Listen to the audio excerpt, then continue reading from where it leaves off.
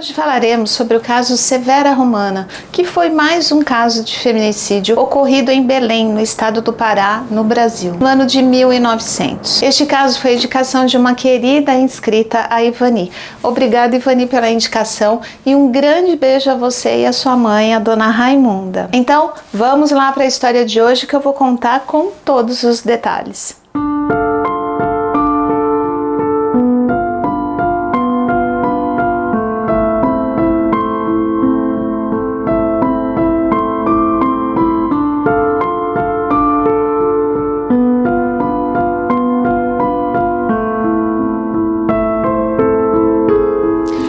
Seja muito bem-vindo a mais um vídeo aqui do canal. Se você ainda não me conhece, eu sou Edilene Neves e aqui falamos sobre casos criminais reais, mistérios e tragédias. E se você está voltando, muito obrigada por voltar. E eu peço de sempre que você curta o vídeo, que você compartilhe com alguém que você acha que se interesse pelo assunto, que você deixe um comentário e que você se inscreva no canal. Se desejar, me siga nas redes sociais Edilene Neves Oficial, que por lá eu sempre coloco uma chamada quando sai vídeo novo, além de podermos conversar mais do que por aqui, a gente pode interagir mais lá do que por aqui. Então, bora pro caso de hoje. Antes de começar a história de hoje, gostaria de falar mais uma vez sobre o meu livro, que é baseado em fatos reais e conta a vida e morte de uma prostituta do século passado chamada Nenê Romano, que tinha o seu nome de batismo Romilda Machiavelli, que era amante de vários homens importantes, dentre eles políticos influentes, e que teve a sua vida ceifada de uma forma muito trágica. Esse livro é resultado de 2 anos e meio de pesquisas e eu diria que em torno de 80% do que eu digo aqui é completamente verídico. Então, quem tiver interesse em adquirir o meu livro, entre em contato comigo através do e-mail do canal que está aparecendo aqui em cima para vocês, ou através das minhas redes sociais Edilene Neves Oficial, que por lá a gente combina como eu mando o livro para vocês, e para quem preferir pode adquiri-lo através do site da Amazon com o título Quem se importa? A história de Nenê Romano, de Edilene Neves. Então chega de conversa e vamos para o caso de hoje. O trágico assassinato de Severa Romana foi muito comentado no início do século passado, em 1900, há exatos 123 anos, e ainda repercute nos dias de hoje, especialmente na região de Belém do Pará, embora com menos intensidade, que foi o local onde o crime aconteceu no dia 2 de julho de 1900. Trata-se de mais um caso de feminicídio, infelizmente, e a vítima é Severa Romana Pereira, uma morena muito bonita, de acordo com os jornais, nascida no Maranhão, que tinha apenas 18 anos de idade. Ela era descendente de italianos e estava casada havia quase 2 anos apenas com o cabo do 15º Batalhão de Infantaria, um homem de 22 anos de idade chamado Pedro Cavalcante de Oliveira, nascido no Rio Grande do Norte. Os dois se casaram no Ceará e depois do casamento, ali de alguns meses, eles se mudaram para Belém, no Pará. Severa estava grávida do primeiro filho do casal, o menino, já em estágio final de gravidez. O parto estava previsto para dali a 3 dias, para o dia 5 de julho, mas não deu tempo. Então não foi um assassinato, foram 2. Severa e o seu marido Pedro moravam na rua João Balbi, no número 81, uma rua localizada no bairro do Marizal, trecho entre a atual Avenida Alcindo Cacela e 14 de Março, da cidade de Belém, no Pará.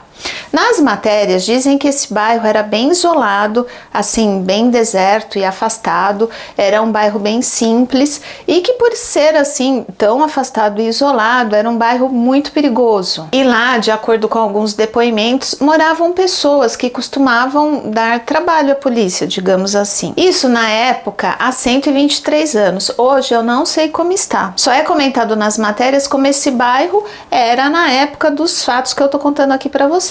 Eu tô falando isso porque senão alguém vai dizer aqui nos comentários: você não sabe, o bairro é super evoluído, o bairro é um bairro muito bom, você tá falando bobagem, você não conhece, enfim, essas coisas. Então, eu só estou falando o que diz nas matérias sobre o bairro naquela época.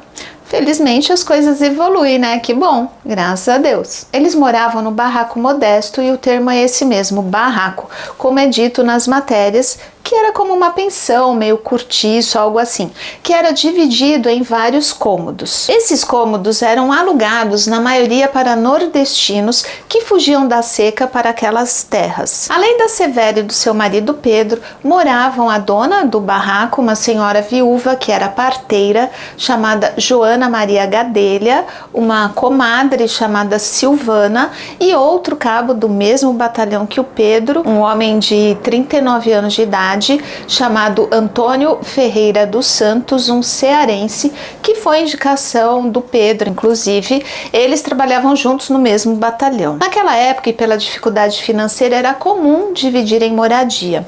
Hoje você não vê essas coisas de colocar um estranho para morar dentro da sua casa, com a sua família, para dividir as contas ali, mas naquela época era comum, até porque não existiam tantas casas assim, tinha muito mato, muitas ruas vazias, sem construções, terrenos baldios, então era feito dessa forma, várias pessoas de diferentes famílias que moravam na mesma casa, enfim, dividiam ali as despesas. Embora Severa estivesse no final de gravidez, ela trabalhava como lavadeira, porque ela tinha que ajudar nas despesas, né? Porque era tudo muito difícil.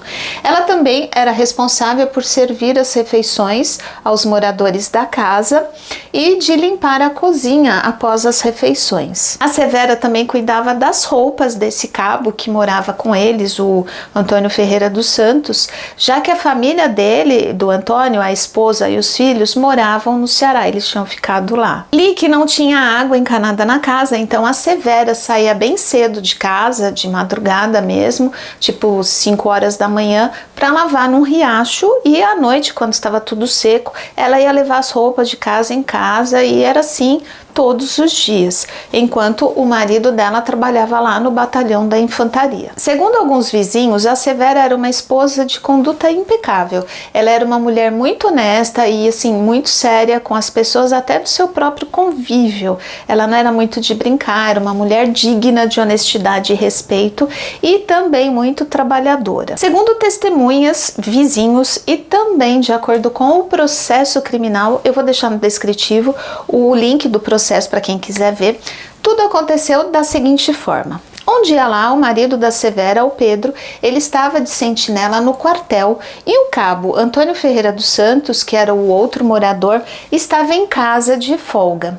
Depois do jantar, que a Severa serviu para ele, isso qualquer coisa ali por volta das 7 horas da noite, a Severa se recolheu no seu quarto. E o Antônio, se aproveitando da ausência do marido dela, entrou no quarto dela e tentou abusar sexualmente da Severa, que o repeliu imediatamente e resistiu bravamente na medida do possível, né? Lembrando que ele era homem, portanto mais forte, e ela ainda estava grávida, final de gravidez, o que dificultava a sua defesa. O homem, irritado e completamente descontrolado com a rejeição, tirou do bolso uma navalha e golpeou a Severa diversas vezes nos seios, na barriga do lado direito e no pescoço, o que foi fatal, e tanto ela como o bebê morreram ali dentro da casa deles. Uma das testemunhas ouvidas no processo foi a proprietária da casa, a dona Joana Maria Gadelha, que estava no quintal naquele momento, né? Ela ouviu a gritaria ali, ela estava junto com a Silvana, que era comadre da Severa, e que também era moradora da casa. As duas ouviram os gritos dela.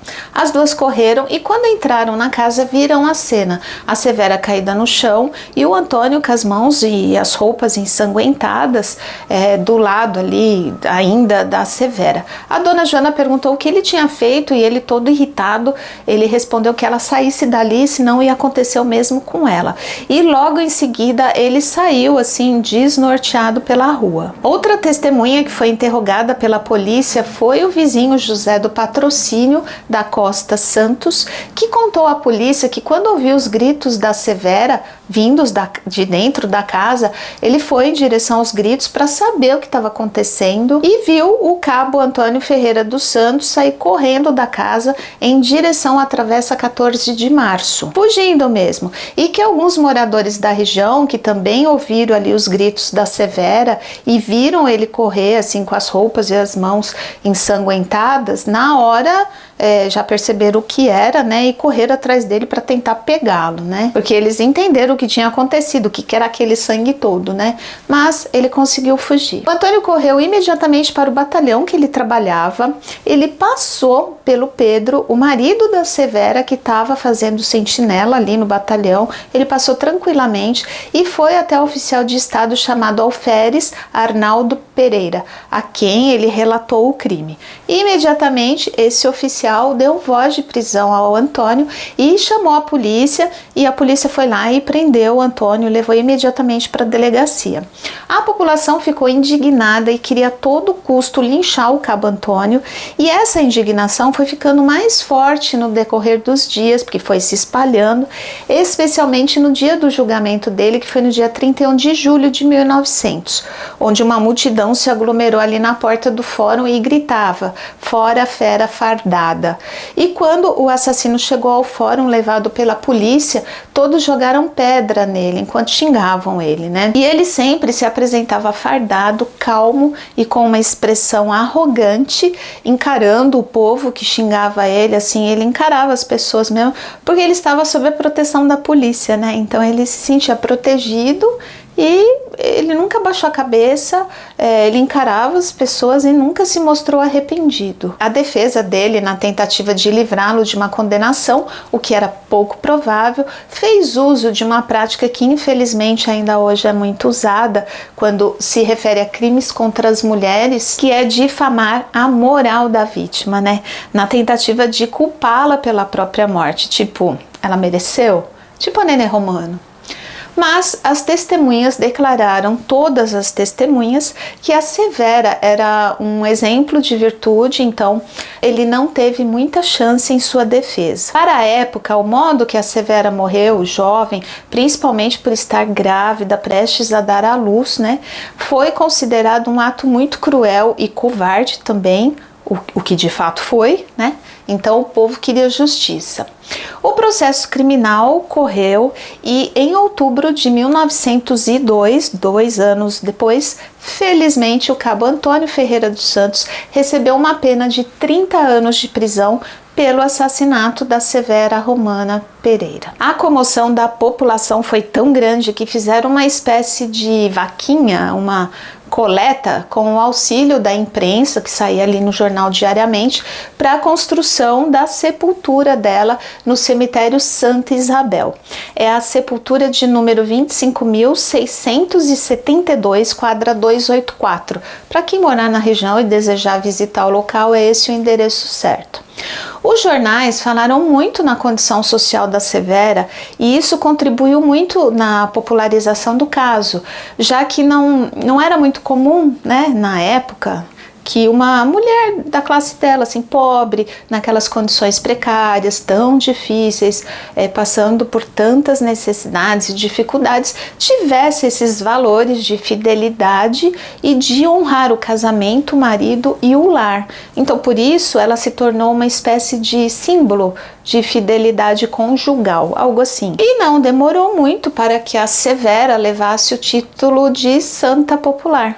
E os pedidos de oferendas em seu túmulo começaram a aparecer e assim, e todo mundo falava um pro outro e começou a chegar muita gente, assim como relatos de pessoas que disseram fazer pedidos e que esses pedidos tinham sido atendidos por Severa, tinham sido alcançados. E isso perdura até os dias de hoje. A Severa Romana é lembrada e venerada de diversas formas, em preces, né, na fé, na arte com peça de teatro e também em filme. Tem um curta-metragem que vocês podem encontrar aí na internet, eu também vou deixar no descritivo do vídeo o link, e também estudos e pesquisas acadêmicas em instituições que levam o seu nome, como é o caso do Instituto Severa Romana, dentre outras coisas. Então, até hoje a Severa Romana é lembrada como uma mártir. E eu vi, só para finalizar aqui, que o assassino cumpriu os 30 anos de prisão, ele não saiu antes, que ele recebeu lá da justiça, mas depois nada é mostrado sobre ele, se saiu da prisão depois desse tempo, se morreu lá, se saiu, o que fez da vida depois que saiu, essas coisas, né? Então eu não achei. Se alguém da região ou conhecido, se alguém souber, tiver essas informações, por favor, compartilhe aqui com a gente, porque eu fiquei bem curiosa para saber o que foi feito dele, né, depois que ele saiu da prisão, depois de ficar 30 anos preso. Pedro ainda não chegou? Acho que vai demorar.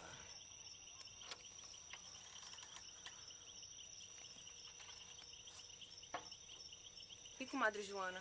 Sei não.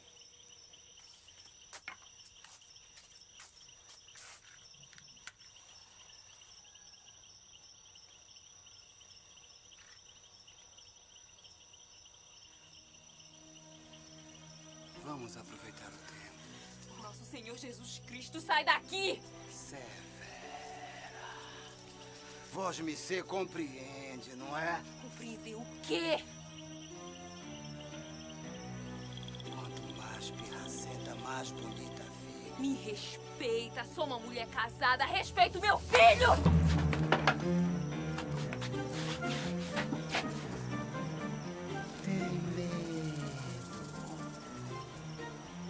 Nojo, não é? Se vós-me não for minha, eu... Pedro, minha foda! Eu lhe mato, Severa! Não mata meu filho!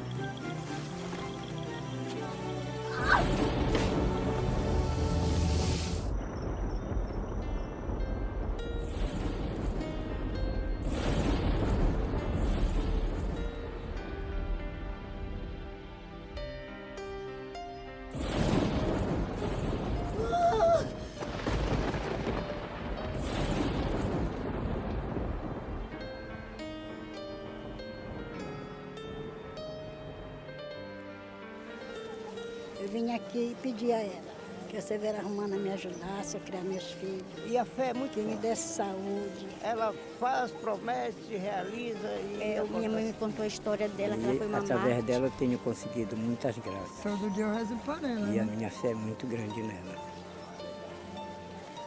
Eu estava ali no túmulo, estava pedindo outra graça. Porque realmente ela é muito Que milagrosa, nesse né? mesmo meu filho vai E os meus pedidos sempre. fazer a prova Todas do as graças que eu vestibular peço para esse ela, ano. todas eu alcanço. Eu estou na minha casa, indo lá, Graças se a Deus Deus, quiser, e ela, também, graças eu a vou Severa conseguir Romana, canonizar agradeço de coração. a Severa, né? É uma Sou santa muito popular. devota, ela me ajudou nos meus Até para minhas estudos. filhas agora. Espero que um dia a Santa Igreja beatifique ela, porque para mim ela é uma santa.